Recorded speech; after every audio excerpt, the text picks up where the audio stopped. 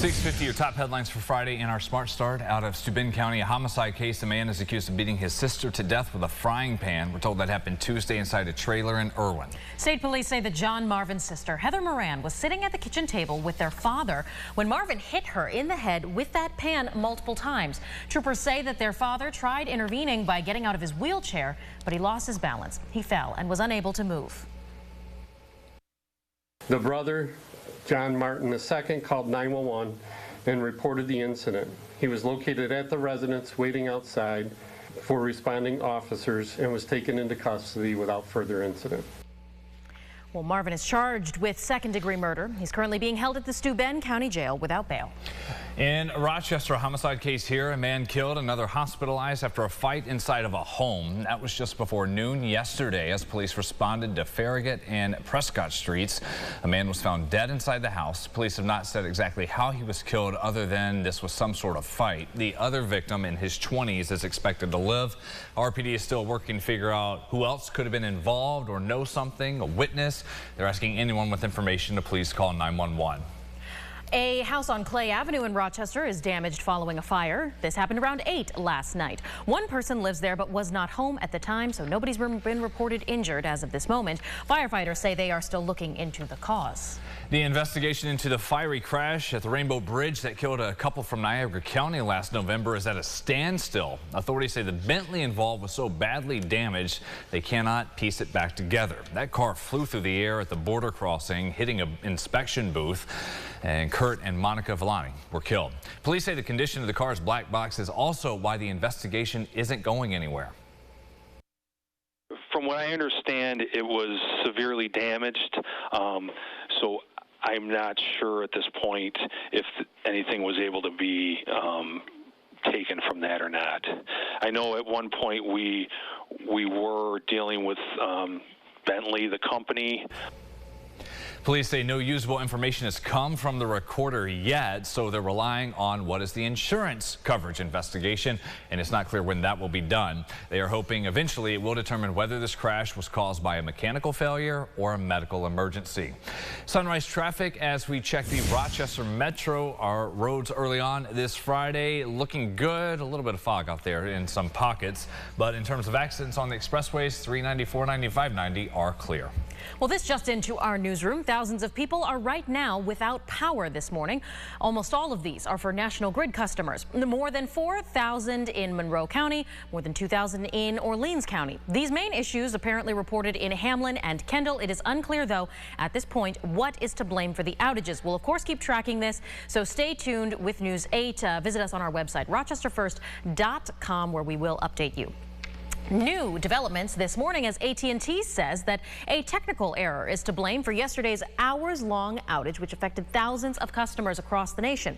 Now, the company emphasized that it was not a malicious attack here. The outage also happened and hampered 911 emergency services in some cities across the country. Not Rochester or Monroe County, though. It did certainly affect customers of other providers as well, including T-Mobile and Verizon. Here in Rochester, the city is hosting some new sessions called Get the Facts with those having concerns about their home reassessments. Mayor Malik Evans says the meetings will allow you, the homeowner, to sit down with an appraiser and get the proper resources to better understand the notices that went out in December and the turn of the year. City leaders emphasize the notices are not tax bills and they do not necessarily mean your property taxes will automatically increase. The first Get the Facts session is Wednesday night at the Willie Walker Lightfoot Art Center at 6:30. Dinosaurs taking over this weekend at the Riverside Convention Center. Yeah, they got a T-Rex, everything there. Yeah, Aron fun. Spitzer is live this morning downtown at Jurassic Quest. Aron. Guys, I am learning so much here from Dino Dustin, who's going to teach us a little bit about Jurassic Quest. What is this experience? Yes, so expect to be transported back into time with Jurassic Quest. We have 165 million years worth of dinosaurs that move and roar, and we set them up in habitats that paleontologists believe they lived in. And we also have an opportunity for you to meet baby dinosaurs like this one. This is Trixie the Triceratops. And we have 3 baby dinosaurs that you can meet. We have a T-Rex, and we also have have a Camarasaurus, which is a long neck. So a very cool experience. And also, viewers, today we're going to save you some money because we have a special treat. If you use the promo code T-REX when you go to JurassicQuest.com, you'll save 10% on your tickets.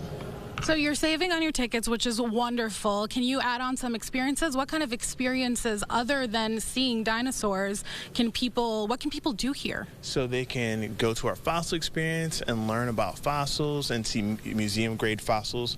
They can ride on dinosaurs. They can learn how to train a Utah raptor.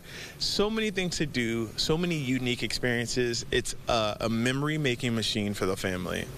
So I'm assuming you've been to quite a few of these. What's it like seeing the little kids walking through, seeing these huge dinosaurs for the first time? It never gets old. When kids meet these dinosaurs for the first time, their eyes light up. Sometimes they're a little apprehensive, sometimes they're a little nervous, but they warm up quickly, especially when they meet baby dinosaurs like Trixie. So it's a really cool experience, and again, like, fun for the whole family and also dinosaur enthusiasts. Well, you heard, if you're a dinosaur enthusiast, this is the place for you to be this weekend. Guys, I'm throwing it back to you. Around things, Triceratops, Brooklyn's favorite. Oh, there you go. You know what? Nice. If you don't want your kids to be scared before they go, go watch Land Before Time. Yeah. That was a fun one for me. I know it's an old cartoon, but that, I think, kind of solidifies the love for dinosaurs young. Yeah, a lot of life lessons in that one. There you go. Land Before Time. Very cool there. Yeah, the weekend overall should not stop you at all from getting around today. Looks good. A little bit of fog out there. You can see that over Rochester, but it's not too thick. Temperatures upper 40s or 50 for this afternoon. Yes, there will be some sunshine mixed in there, and that big drop in temperatures. We'll drop about 30 degrees in 12 hours. That's how quick that temperature will drop. So we feel it. Friday, it's chilly, flakes to sunshine in the afternoon, and then we bounce right back up. Next week will be fun. Have 40s to 60s possible as you get into the middle of next week. That's going to come with rain and wind, and then we say goodbye to February. Man, that is March already. We're going to have leap year babies. We'll see. Yes. Get any at the hospitals. Love to cover them. Yeah, that was a lot of fun. That does it for us this week at Sunrise. We'll see you back here in 30 minutes. And thank you for sharing your morning with us, everyone.